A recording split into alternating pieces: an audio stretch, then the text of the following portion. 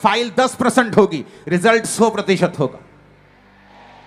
पर कहता वो कहां से आएगी, ये समझने वाली बात है, ये लोग भूल जाते हैं।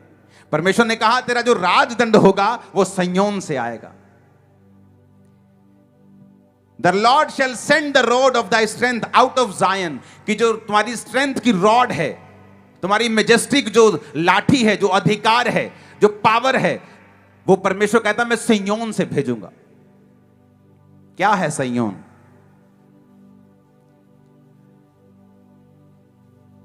सिय्योन एक जगह का नाम है जो यरूशलेम में है। तो क्या परमेश्वर उस यरूशलेम के पहाड़ की बात कर रहा है? नहीं, बाइबल में हर एक चीज का एक आत्मिक मतलब है। उस फोटो को देखें आपकी स्क्रीन के ऊपर, जहां पर जायन का मतलब मैंने एक निकाल के आपके लिए रखा है। देखा, the name Zion is often used to describe a place appointed by the Lord where his followers can live and serve God. शारीरिक रीति में कहता है कि जो सिय्योन जगह है वो तो यरूशलेम में है, शारीरिक रूप में एक पहाड़ के ऊपर है। लेकिन परमेश्वर यहां पर आपको कह रहा है कि मैं तेरा जो रॉड है, तेरी अधिकारों की जो लाठी है, मैं तुम्हें सिय्योन से भेजूंगा। तो वो उस पहाड़ की बात नहीं कर रहा है, वो एक आत्मिक परमेश्वर ने ठहराया है जहां पर उसके फॉलोअर्स रहते हैं और सर्व गॉड, वो उसकी सेवा करते हैं। कि सिय्योन को परमेश्वर ने पवित्रताई का नगर और शरण नगर भी बोला है। तो सिय्योन का मतलब यह है एक ऐसा स्थान जहां पर एक विश्वासी रहता है, एक ऐसा स्थान जहां पर वो परमेश्वर की सेवा करता है। यह एक आत्मिक क्षेत्र है, एक आत्मिक सिय्योन की परमेश्वर बात कर रहा है। जब आप फैसला करते हैं कि आज से मैं परमेश्वर के दाहिने हाथ बैठूंगा, या तो आप बाहिने हाथ बैठेंगे या दाहिने बैठेंगे, बीच में नहीं बैठ सकते, बीच में परमेश्वर है। या तो आप शैतान की ओर हैं या तो आप परमेश्वर की ओर हैं, या तो गलत है या सही है, न्यूट्रल नहीं हो सकते तुम। या तो तुम शैतान की सेवा कर रहे हो तो या परमेश्वर की कर रहे हो, या तो शैतान की बात मान रहे हो या परमेश्वर की मान रहे हो, तुम बीच में नहीं हो, बीच में परमेश्वर है। या तो इधर हो या इधर हो। तो परमेश्वर ने क्या कहा? परमेश्वर ने कहा अगर तुम दाहिने हाथ बैठे हो, अगर तुम राइट स्टैंडिंग में हो, तुम वही कर रहे हो जो मैं तुम्हें कह रहा हूं, और तुम दाहिने हाथ में सेटल हो चुके हो, ये नहीं कि तुम टेम्परेरी वहां पे आए और देख रहे हो, मन तुम्हारा अभी भी विचलित है, मैं प्रेयर करूं कि ना करूं, मैं पवित्रताई में चलूं कि ना चलूं, मैं यहोवा के वचन पे चलूं ना चलूं, मेरा एमएलए क्या कहेगा, मेरा सरपंच क्या कहेगा, और मेरी भुआ क्या कहेगी। अगर आप सेटल नहीं हुए उस जगह के ऊपर, तो ये वचन फिर आपके लिए नहीं है। परमेश्वर ने कहा जो दाहिने हाथ सेटल हो चुके हैं, मन बना लिया कि जीऊं मरूं खाऊं पीऊं कैसे भी खुदा रखे, मैं यहीं अब सेटल हो चुका हूं, मैं उसके वचन को पूरा करना नहीं छोड़ूंगा, कोई मेरी तलवार भी रख देगा तो मैं फिर परमेश्वर का ही हूं। अगर तुम इस तरह के बन चुके हो तो परमेश्वर ने कहा वो तुम्हारे शत्रुओं को क्या करेगा? तुम्हारे पांवों की चौकी कर देगा। और सेकंड कहा फिर जब तुम राइट जगह पे आ जाओगे, अपने आप को सेटल कर लोगे, फिर क्या होगा? फिर कहता कि जब तुम एक जगह सेटल, आत्मा में सेटल हो जाते हो, जैसे मैं आत्मा में अगर सेटल हो गया, मैंने अपना मन बना लिया कि मैं पवित्रताई में, मैं प्रार्थना में चलूंगा, मैं फास्टिंग करूंगा, मैं डरूंगा नहीं, मैं घबराऊंगा नहीं। 2007-6 में बहुत विरोध होता था, रिश्तेदारों के द्वारा, घर के द्वारा, पास्टर्स, हर बंदा विरोध करता था। तो क्या फैसला किया कि नहीं, मैं खुदा के साथ राइट स्टैंडिंग छोड़ूंगा नहीं, मैं खुदा के साथ ही रहना छोड़ूंगा नहीं, मैं उसी के साथ साथ रहूंगा, मैं परमेश्वर के साथ ही खड़ा रहूंगा। आप नहीं जानते एक विश्वासी को बड़ी अजीब परिस्थिति को सामना करना पड़ता है। 2007 में जब ये मैंने सेवा स्टार्ट करनी थी तो बहुत से पास्टर्स मेरे खिलाफ थे। उन्होंने एक कमेटी बिठाई कि इसको बुलाओ और इसको एम्बैरेस करने के लिए। जब मुझे बुलाया गया वहां पे तो उन्होंने कहा आओ जी आपसे बात करनी है। तो मुझे इस तरह से लिया जाता जैसे मैं कोई गुनाहगार होता हूं। तो मैं मन में सोचता था कि जब मैं गुनाहगार था, जब मैं ईसाइयों का विरोध करता था, शराब पीता था, पाप करता था, तब तो मैं लोगों के लिए अच्छा था। अब जब मैं पाप छोड़ के बपतिस्मा ले लिया, नशे छोड़ दिए और मैं सेवा कर रहा हूं, बिना किसी लालच के कर रहा हूं, कोई गलत काम नहीं, कोई व्यभिचार नहीं, 6-6, 8-8 घंटे मेरी प्रार्थना होती थी। तो ये क्या नॉनसेंस है कि आज हो जी तुमसे बात करनी। तो मैं बड़ा कई बार खिंचता भी था स्पिरिट में, लेकिन वचन पूरा होता है। तो मुझे बुलाया गया, वहां पे सब लोग इकट्ठे थे, जो दोष लगाने वाला था या लगाने वाली थी वो भी वहां पे थी। तो उन्होंने कहा ठीक है जी, आप अपनी अपनी बात दोनों बताओ क्या चीज है। तो मैं अपनी टीम 2-4 लोगों को लेके गया था। मैंने कहा तुम मेरे लिए प्रार्थना करना, और सारी रात मैं प्रार्थना करके गया। आप इमेजिन करो परमेश्वर का वचन कैसे पूरा हुआ। जब उस बंदे को बोला गया, या औरत जो भी वो था, वो बोला गया कि चल खड़ा होके अपने दोष बता, क्या तू चाहता है। आप इमेजिन करना, वो इतना चालाक इंसान है। मैंने इस धरती के ऊपर बहुत कम लोग इतने शारीरिक रूप से चालाक देखे हैं। मैं बोलता कि मैं तेरी चालाकी को मैच नहीं कर सकता, लेकिन कई बार वो बुद्धि शैतानी होती है, और जो आपके अंदर बुद्धि होती है वो नुकसान पहुंचाने वाली नहीं होती, बल्कि परमेश्वरीय होती है। लेकिन जो परमेश्वरी बुद्धि होती है वो हमेशा जीतती है। जब वो बंदा शख्स खड़ा हुआ और उसने जब बोलना शुरू किया, वो ब्लैंक हो गया, जैसे किसी के दिमाग से कोई जैसे पेज नहीं हटा लेता, वो पेज ही हट गया उसका। उसको मालूम भी नहीं कि बोलना क्या है। वो भी हक्का बक्का या हक्का बक्की खड़ा है या खड़ी, वो देख रहा है कि क्या बोलूं, भूल गया सारा कुछ, अरे क्या हुआ ये। और जब उन्होंने कहा ठीक है अंकुर को खड़ा करो, और जब मैं खड़ा हुआ, मैं 10 मिनट बोला, मैंने कुछ तैयार नहीं किया था, जो सच्चाई थी 10 मिनट वहां पे पिन ड्रॉप साइलेंस थी, और जिंदगी में मुझे दोबारा कभी नहीं बुलाया फिर उन्होंने। हालेलुया। तो परमेश्वर ने कहा मैं तेरे शत्रुओं को तेरे पांव की चौकी कर दूंगा। ये तब होगा अगर आप राइट स्टैंडिंग में हैं। ऐसा नहीं हो सकता कि एक तरफ से आपकी जिंदगी में कमियां हैं, पाप हैं, और दूसरी तरफ से आप कहें परमेश्वर मेरे शत्रुओं को मेरे पांव की चौकी करे। परमेश्वर ने कहा तेरी जो स्ट्रेंथ है ना, तेरी जो रॉड है, स्ट्रेंथ जो है, वो सिय्योन से, यानी उस जगह से निकलेगी जब तू सेटल हो चुका होगा और सर्व कर रहा होगा, सेवा कर रहा होगा। क्या कर रहा होगा? फिर से पढ़ेंगे उसको, जायन वाले वर्ड को। उसे कहा जायन एक ऐसा प्लेस है जहां उसके फॉलोअर्स रह सकते हैं, can live and serve God, कि वो खुदा की सेवा कर सकते हैं और वहां रहते हैं। यानी खुदा के दाहिने हाथ पे आना, सेटल होना, उसके बाद वहीं रहना और फिर परमेश्वर की सेवा करना। क्योंकि अगर आप कहें कि मैं परमेश्वर के दाहिने हाथ बैठा हूं, मेरे जीवन में कुछ भी प्रॉब्लम नहीं है, कोई ऐसा बड़ा पाप नहीं है, और छोटी मोटी गलतियों की परमेश्वर परवाह नहीं करता, आप परफेक्ट होते जाते दिन प्रतिदिन, कोई ऐसा बड़ा पाप आपकी लाइफ में नहीं है, तो आपकी लाइफ में यह निशानी ये होगी कि आप प्रभु की सेवा में चले गए होंगे। कोई सुसमाचार कर रहा होगा, कोई पैसों से सपोर्ट कर रहा होगा, कोई अपने पास्टर्स अपनी सेवकाइयों के लिए प्रार्थना कर रहा होगा, कोई सुसमाचार का काम कर रहा होगा, कोई क्रूसेड करवाने के बारे में सोच रहा होगा। आप इनडायरेक्टली सेवा करना शुरू कर देंगे, आप रोज प्रचार करना शुरू करेंगे, अपने साथियों को, दोस्तों को, रिश्तेदारों को परमेश्वर के बारे में बताएंगे। तो परमेश्वर ने कहा जब तू राइट जगह पे आ जाएगा, अपने आप को सेटल कर लेगा, उसके बाद जब तू सेवा करना शुरू कर देगा, तो उस प्लेस से, जायोन से जहां तू सेवा करेगा, मैं एक रॉड निकालूंगा जो तेरी ताकत की होगी। उसके बाद कहता तू अपने शत्रुओं के बीच में शासन करेगा। ये रोड मैप है, दो आयतों में तुम अपनी पूरी जिंदगी सेटल कर सकते हो। ये रोड मैप है। मैंने कहा शैतान तुम्हारी लाइफ में, उसको कुछ भी ना करना पड़े, चाहे आपकी लाइफ में उसको अलग अलग तरह की खूबसूरत डिस्ट्रैक्शंस भेजनी पड़े, उसको आपकी लाइफ में आपको लालच देना पड़े, और वो कुछ भी करने के लिए तैयार है ताकि आप राइट जगह पे ना हो और उसके बाद आप सर्व ना करें। क्योंकि अगर आप राइट प्लेस पे नहीं हैं, आप राइट हैंड में नहीं हैं, आप सर्व नहीं कर रहे हैं, परमेश्वर आपको नहीं जानता। आपने आपके हिसाब से आप गा रहे हैं, आपने कैमरा पकड़ा हुआ है, लेकिन परमेश्वर के हिसाब से वो नहीं जानता आपने क्या किया है।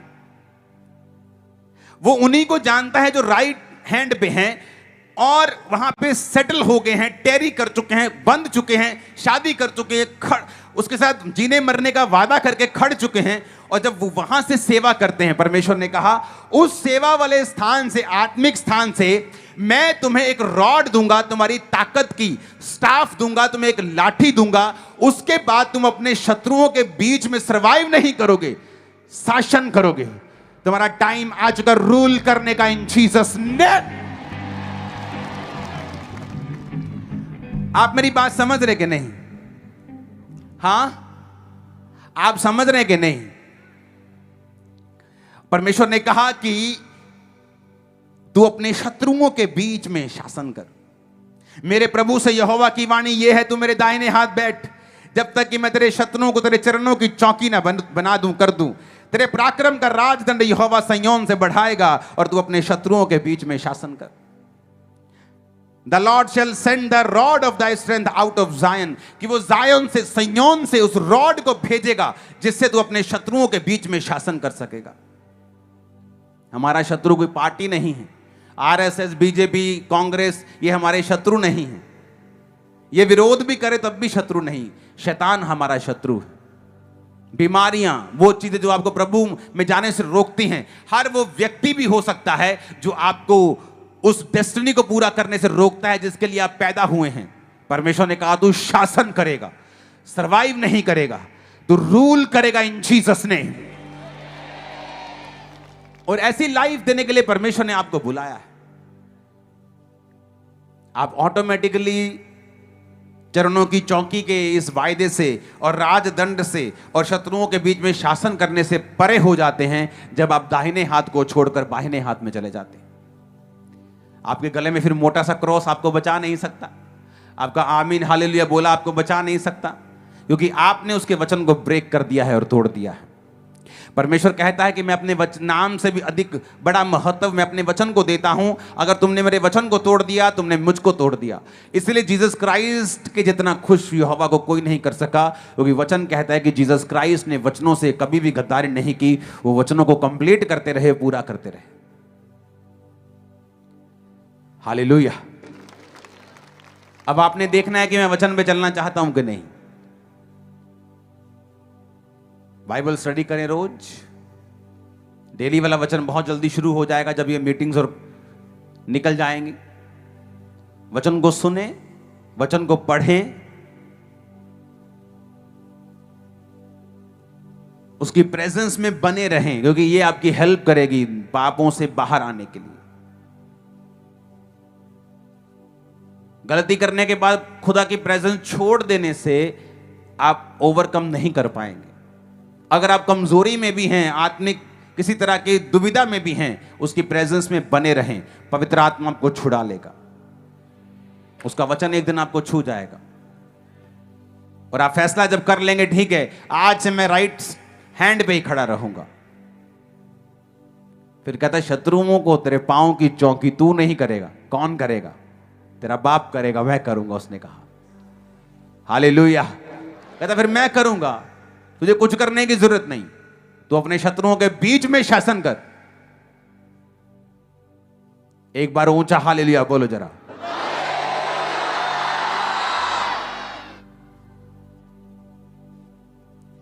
आमीन।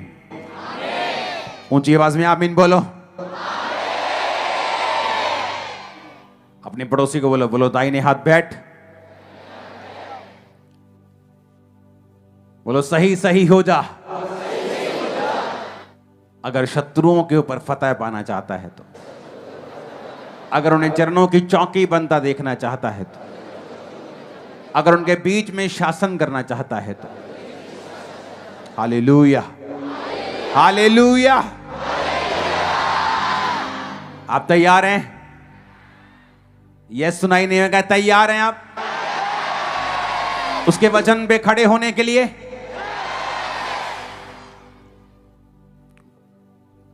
मैं आपको परमेश्वर का हृदय बता सकता हूं।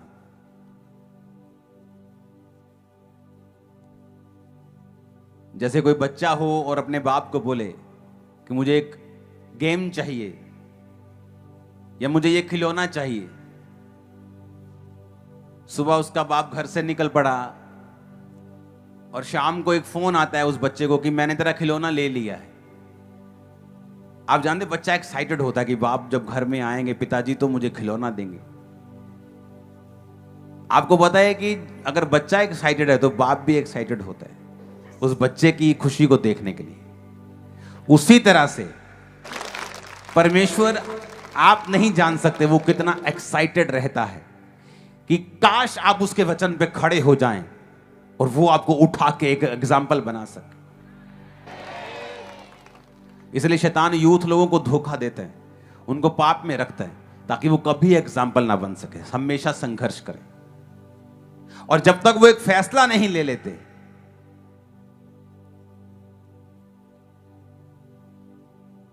मैं लास्ट लाइन बोल के खत्म करूंगा। मैंने कम बुद्धिमान लोगों को देखा है। क्या बोला मैंने?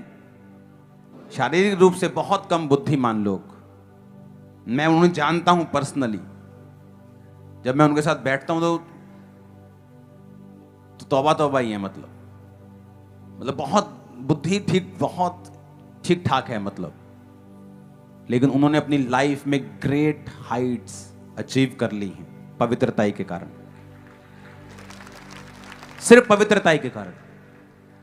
पवित्रताई के कारण परमेश्वर की बुद्धि उनमें काम करती रही और उनको बचाती रही, और गरीबी के श्राप को तोड़कर वो आगे निकल गए। यह आपका फैसला होगा। वो थोपता नहीं है। ये 2 लाइनें जिसको समझ आ जाएंगी, भजन संहिता 110 उसकी 1 और 2 आयत, ये एक रोड मैप है हमेशा विक्टोरियस लाइफ जीने का। God bless you all. अपने हाथों को उठाओ।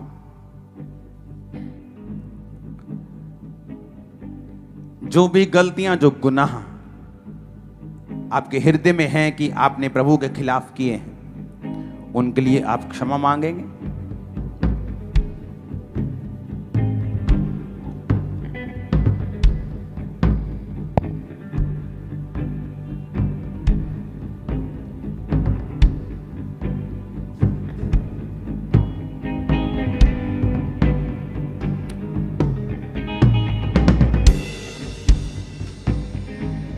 सब जन खड़े हो जाएंगे। अपने हाथों को उठाओ, ऊंची आवाज में थैंक यू जीसस बोलते हुए। याद रखो कल क्या है? गुड फ्राइडे के बैड फ्राइडे? जीसस क्राइस्ट को सूली पर चढ़ाया गया, उसे गुड फ्राइडे क्यों बोलते हैं फिर? क्योंकि अगर वो सूली पे ना चढ़ता तो हम अभी भी अपने श्रापों में मर रहे होते। कल चर्च में आप प्ले है, कल आप चर्च में जो प्ले देखेंगे जीसस क्राइस्ट वाला, आप सेम नहीं होंगे जब आप उसे देखेंगे तो।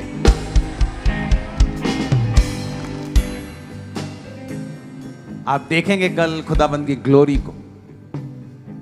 कल ऑयल डिस्ट्रीब्यूशन भी होगा, प्ले भी होगा, और प्ले के बाद कल स्पेशल हीलिंग सर्विस होगी। कल